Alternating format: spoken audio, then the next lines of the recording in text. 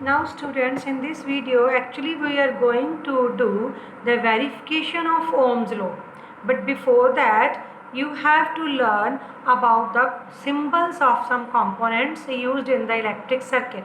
कि electric circuit में हम जो सिम्बल्स यूज़ करते हैं, ओरिजिनल थोड़ा डायग्राम बनाते हैं, उन सिम्बल्स को आपने रिवाइज करके रखना है। कई बार आपको पेपर्स में सिंबल डाल देते हैं, आपने उनको आइडेंटिफाई करना होता है।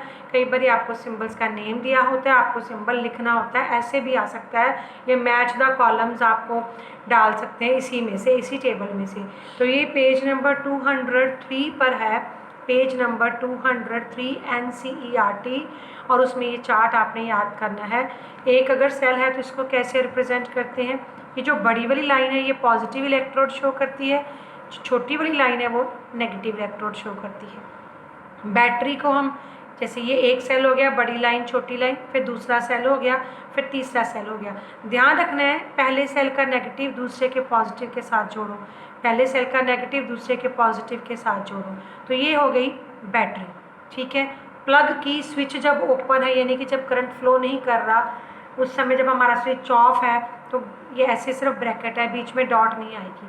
जब स्विच ऑन हो गया, यानी कि स्विच क्लोज कर सकते हैं, ऑन का मतलब है स्विच क्लोज हो गया, तो क्लोज्ड सर्किट में ये डॉट डाल देते हैं। अगर दो वायर्स का जॉइंट शो करना है तो इस तरह से डालते हैं। अगर वायर विदाउट जॉइनिंग पास कर रही है तो इस तरह से शो करते हैं। बल्ब को इस तरह से शो करते हैं। रेजिस्टेंस अभी हमने पढ़ा, रेजिस्टेंस उसको इस तरह से शो करते हैं। वेरिएबल रेजिस्टेंस ये, और इसको रियोस्टेट भी कहते हैं।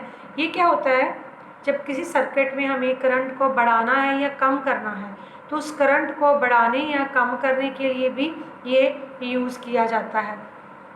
एमीटर का सिंबल ए बनाया जाता है, एक तरफ बैटरी के पॉजिटिव के साथ जो जुड़ेगा तो पॉजिटिव, जिधर से वो नेगेटिव के साथ जुड़ेगा वो negative.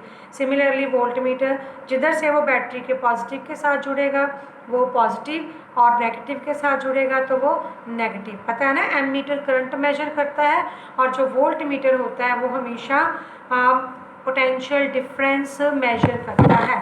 Clear? Now we will explain about activity to verify Ohm's experiment. हमें ओम का एक्सपेरिमेंट वेरीफाई करने के लिए जो एक्टिविटी यूज़ करनी है, अब हमने उस एक्टिविटी को एक्सप्लेन करना है, ठीक है। ये आपको एक्टिविटी से रिलेटेड क्वेश्चन आ सकता है, आपको एक्टिविटी लिखनी आ सकती है, कुछ भी इसमें से आ सकता है।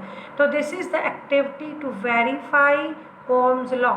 ओम्स लॉ क्या वेरीफाई करता है कि हमेशा करंट जो है वो पोटेंशियल डिफरेंस के डायरेक्टली प्रोपोर्शनल रहता है अगर कंडीशंस सेम रहती हैं। तो यहाँ पर इसको एक्सप्लेन करने के लिए ये सर्किट बनाया गया, ठीक है बेटा। ये हमने ये ए बी एक रजिस्टर लिया, रजिस्टर कह लो, कंडक्टर कह लो, कुछ भी, वायर लगाई हुई है, कुछ भी कह लो, ठीक है। ये हमने एक रजिस्टर ले लिया ए बी। हमेशा वोल्ट मीटर को पैरेलल से जोड़ते हैं ना, तो इसके पैरेलल में यहाँ वोल्ट मीटर लगा दिया, ठीक है। इसके सीरीज़ में ये एमीटर लगा दिया, यहाँ पर हमने सेल लगा दिया है, ठीक है। और इसमें एक इधर स्विच भी लगाना होता है, स्विच लगा दिया है। क्लियर? तो ये हो गया हमारा रजिस्टर या कंडक्टर कह लो, इसके पैरेलल हो गया वोल्टमीटर जो पोटेंशियल डिफरेंस बताएगा, ये सीरीज़ में लग गया एमीटर जो करंट बताएगा। यहाँ पर सेल्स है, देखो 1 सेल, 2 सेल, 3 सेल और 4 सेल है। हम बारी बारी इस एक्सपेरिमेंट को रिपीट करेंगे। पहली बार हमने कनेक्शन दिया है सिर्फ एक सेल के साथ में लेकर, फिर हम 2 सेल जोड़ेंगे, फिर 3 सेल जोड़ेंगे, फिर 4 सेल जोड़ेंगे। तो हमने यहाँ पर हर एक सेल का जो पोटेंशियल डिफरेंस यूज़ किया है that is 1.5 volt. Dry cell use किए हैं, हर एक सेल का जो पोटेंशियल डिफरेंस लिया है वो 1.5 वोल्ट है, ठीक है। अब जैसे हमने स्विच ऑन किया, करंट फ्लो करेगा, तो हमें क्या करना है, रीडिंग ले लेनी है।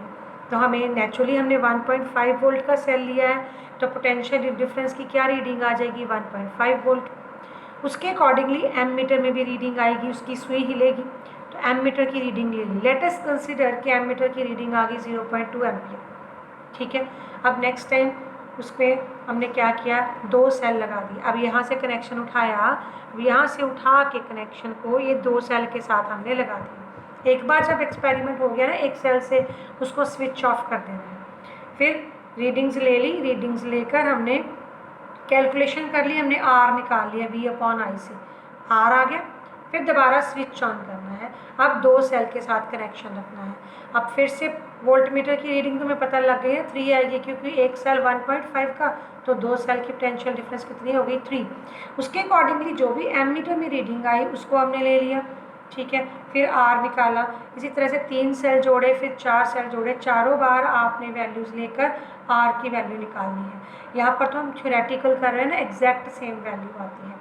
जब आप प्रैक्टिकल करते हो ना, एक्सपेरिमेंट्स लैब में करते हो, तो एयर करंट होते हैं, बड़ी चीज़ें होती हैं, तो थोड़ा सा यहाँ पर ऑल्टर करता है। ज़रूरी नहीं कि हर बार 7.5 ही आएगा, 7.4 आ सकता है, 7.51 आ सकता है, 4 आ सकता है, 5.3 आ सकता है, ऐसे आपको वैल्यूज़ आती है। तो हम उसकी एवरेज निकाल लेते हैं। फिर एवरेज कैसे निकालेंगे, अगर 4 रीडिंग्स ली हैं, चारों को प्लस करके 4 से डिवाइड कर दिया, तो वो हमारी एग्जैक्ट आर की वैल्यू निकल आती है, ठीक है। अब इन रीडिंग्स के अकॉर्डिंगली हमें यहाँ पर ग्राफ प्लॉट करना है, इन्हीं रीडिंग्स के अकॉर्डिंगली ग्राफ प्लॉट करना है हमें, ठीक है। अब ये रीडिंग्स के अकॉर्डिंगली देखो ग्राफ कैसे प्लॉट किया हमने। यहाँ पर नीचे क्या लिया है, करंट लिया 0.2, 0.4, 0.6, 0.81, इधर पोटेंशियल डिफरेंस लिया 1.5, 3, 4.5, 6, 4 सेल तक लिया ना।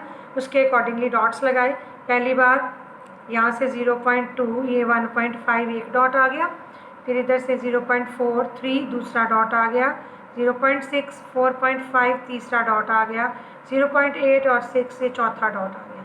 फिर इस लाइन को हमने स्केल की हेल्प से जोड़ दिया, तो ये क्या बन गया हमारा स्ट्रेट लाइन ग्राफ। और ये क्या रिप्रेजेंट कर रहा है, अब ये आर को रिप्रेजेंट कर रहा है।